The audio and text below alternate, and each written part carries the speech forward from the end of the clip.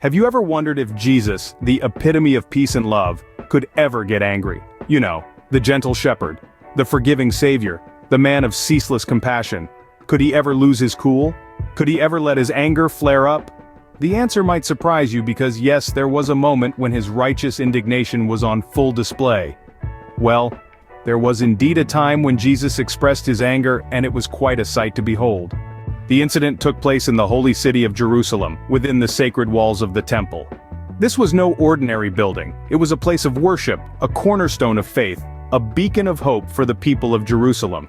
But something was amiss. The reverence of the temple had been tainted by the clinking of coins and the haggling of sales. The sacred temple, once a sanctuary for prayer and reflection, had been transformed into a bustling marketplace. The very heart of the temple, which was meant to echo with prayers and chants, was now filled with the discordant sounds of commerce. Sellers were bartering goods, exchanging currencies, their voices echoing off the sacred walls in a symphony of disrespect.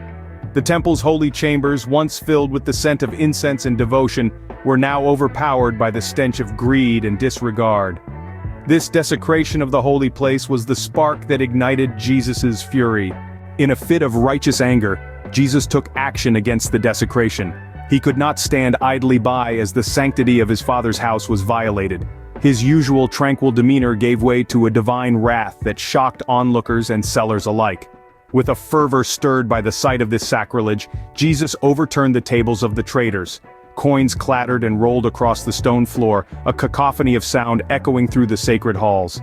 Merchandise fell, scattered, left abandoned as the sellers found themselves driven out before the force of Jesus' righteous indignation.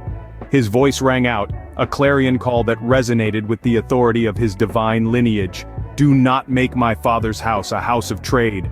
His words, a rebuke and a plea, echoed in the stunned silence that followed. This significant incident, a rare display of Jesus' anger, sent ripples through the religious community. This event was not just a display of anger, but a powerful message. It underscored the significance of respect for sacred spaces and the need to separate commercial activities from spiritual practices. This instance of Jesus' righteous indignation was a pivotal moment in his life, highlighting his commitment to uphold the sanctity of worship. It was a clear rebuke of the money changers' blatant disregard for the temple's sanctity. So, the next time someone mentions Jesus, remember that even the Prince of Peace had moments of righteous anger.